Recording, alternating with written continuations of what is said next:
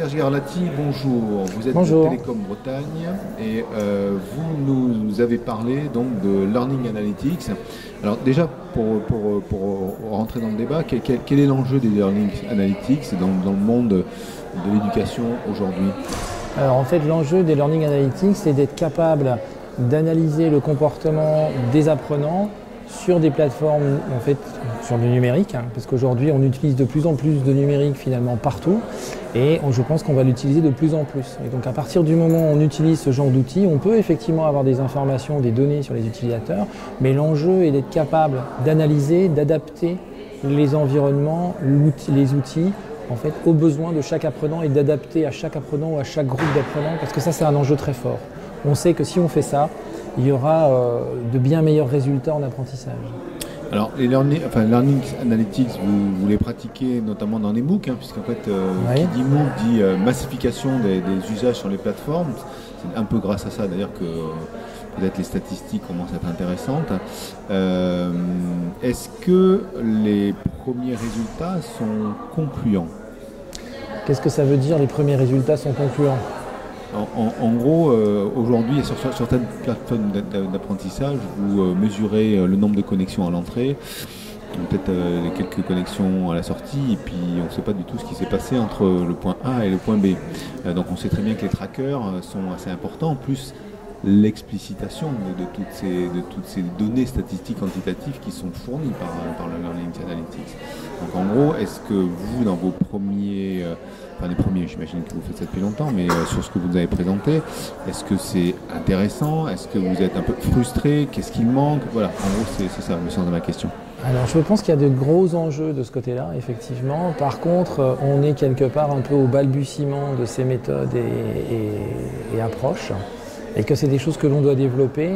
Et là, effectivement, aujourd'hui, c'est en partie frustrant. C'est ce que je disais un petit peu tout à l'heure dans la conférence, c'est qu'on n'est pas arrivé aujourd'hui à faire en sorte que pour les institutions, ça soit un enjeu stratégique.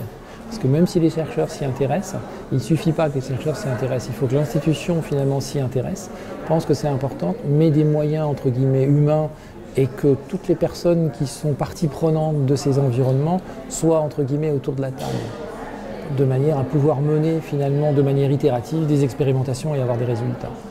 Alors, on parlait d'enjeux. Est-ce qu'on peut éventuellement rapidement brosser les enjeux? Si on fait, si on ne fait pas En fait, je vois l'enjeu à sans doute moyen, voire long terme. Aujourd'hui, vous avez l'équivalent entre guillemets d'universités virtuelles qui existent à distance, où les gens peuvent avoir l'équivalent de diplôme ou de badge, choses comme ça, sans passer par les universités, sans passer par les grandes écoles. Donc l'enjeu, il pourrait être que finalement, ces outils du numérique font que d'autres personnes, d'autres structures vont prendre le pas sur nos institutions actuelles. Et ouais, ça n'ira sans doute pas jusque-là, mais l'enjeu, il est là en fait. Parce que quand on dit numérisation, on dit en fait passage à l'échelle, et qu'à partir du moment où vous captez la masse, vous avez gagné. C'est ce que fait Google, c'est ce que fait Facebook, c'est ce que fait Netflix, c'est ce que font tous. Et donc voilà. Toutes les grosses plateformes que tout le monde connaît, grand public, qui peuvent très bien s'intéresser à l'éducation, et ils le font largement. Largement. Si vous regardez, il y a un article qui était excellent en fait, qui s'appelle les 5 étapes du déni. Donc, si vous tapez ça dans Google, vous aurez, et c'est vraiment très très bien écrit. Et on voit bien aujourd'hui les stratégies de, par exemple, la Fnac a racheté Darty. Voilà, on rachète son concurrent le plus gros pour essayer de survivre. Mais je pense qu'à terme, s'il ne change pas de modèle, il risque de ne pas survivre. Donc vous, en tant que chercheur, vous avez quand même bon espoir, parce qu'en fait, vous devez travailler sur ce domaine-là quand même depuis quelques temps, et vous sentez qu'il y a un intérêt de la part des institutions d'aller... Alors c'est des choses qui commencent, c'est-à-dire que les institutions commencent à s'y intéresser, elles pensent qu'ils ont des enjeux. Je vois de notre côté à l'Institut Mines Télécom, on a une direction des pédagogies numériques. On a une nouvelle directrice de la formation et de l'international qui s'intéresse à ça. On va avoir bientôt un séminaire sur cette thématique-là pour essayer de mettre des choses en place. Donc là, j'imagine qu'on le fait à l'Institut Mines Télécom, il y en a d'autres qui doivent le faire. Et donc ça commence à venir. On est un peu en retard par rapport aux pays étrangers, surtout les pays du nord de l'Europe et anglo-saxons. Mais bon, c'est comme d'habitude.